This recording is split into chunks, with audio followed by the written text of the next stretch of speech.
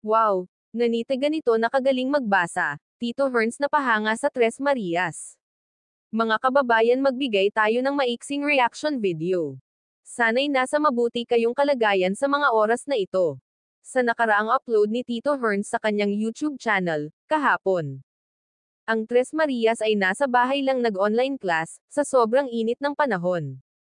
Sabi ni Teacher Nida na sana sa ganitong buwan nasa bahay na ang mga bata, kaya school vacation na sana. Katulad sa dati March katapusan, hanggang April first week ay school vacation na ng mga mag-aaral. At habang walang pasok ang Tres Marias at si Teacher Nida, busy din sila. Ang bawat isa sa kanila may mga kanya-kanyang gawain. Pagkatapos ng kanilang ginagawa, sabay-sabay silang nag-almusal. Pagkatapos nagsimula na sila sa kanilang mga online class, si Nanita na may hapon pa ang kanyang online class, kaya ang ginawa ni Teacher Nida, pinabasa muna niya. Sabi niya more practice para kay Nanita. Nakakatuwa din dahil magaling na itong magbasa, at English pa.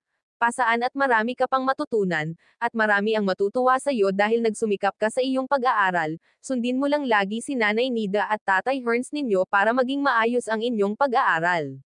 Nagwawalis po si Sinea.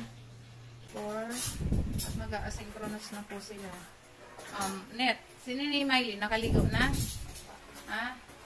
O sige, tawagin na ha, at kakain. Dito pero ngayon, nakasabay ko sila yan. Busy ko yung Tres Marias, busy po sila. Tingin nga. Kasi practice yan sa English, YouTube. So, kasi wala pang pinapadala ang teacher, kaya kasal niya kasi next week na ulit kasi nga nagkaroon ng na po sila yan, first day na si Ninita sa kanyang lasal. Si Nita, tinuturuan Teacher Nida na magbasa at English pa, kaya nakakatuwa po at may improvement na si Nita.